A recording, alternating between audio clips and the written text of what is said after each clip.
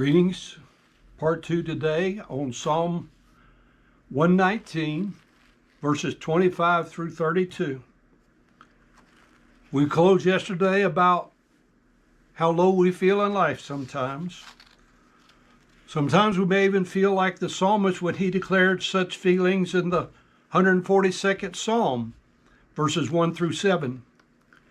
It says it's instruction of David, a prayer when he was in the cave. I cried unto the Lord with my voice. With my voice unto the Lord did I make my supplication. I poured out my complaint before him. I showed before him my trouble. When my spirit was overwhelmed within me, then thou knewest my path. In the way wherein I walked have they privily or privately laid a snare for me. I looked upon my right hand, and behold, there was no man that would know me. Refuge failed me. No man cared for my soul.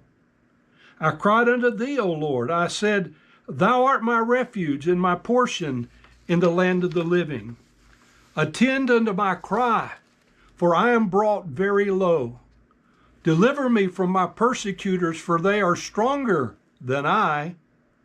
Bring my soul out of prison, that I may praise thy name. The righteous shall compass me about, for thou shalt deal bountifully with me.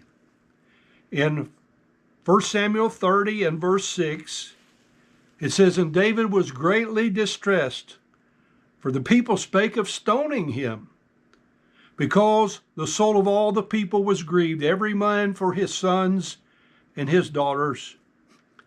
But David encouraged himself in the Lord his God. Psalm 4 verse 1, Hear me when I call, O God of my righteousness. Thou hast enlarged me when I was in distress. Have mercy upon me and hear my prayer.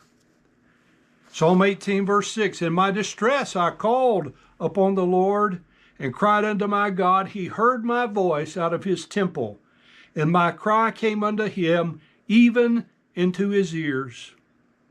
Psalm 118 verse 5, I called upon the Lord in distress. The Lord answered me and set me in a large place.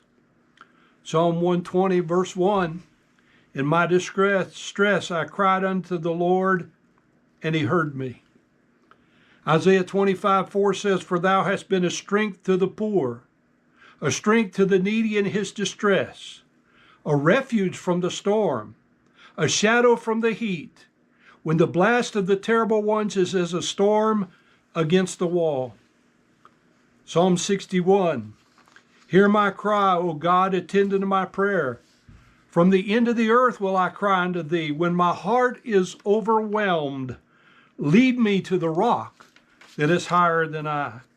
For thou hast been a shelter for me, and a strong tower from the enemy.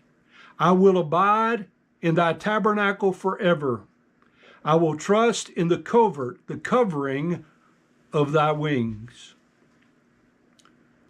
God has promised to never leave us nor forsake us.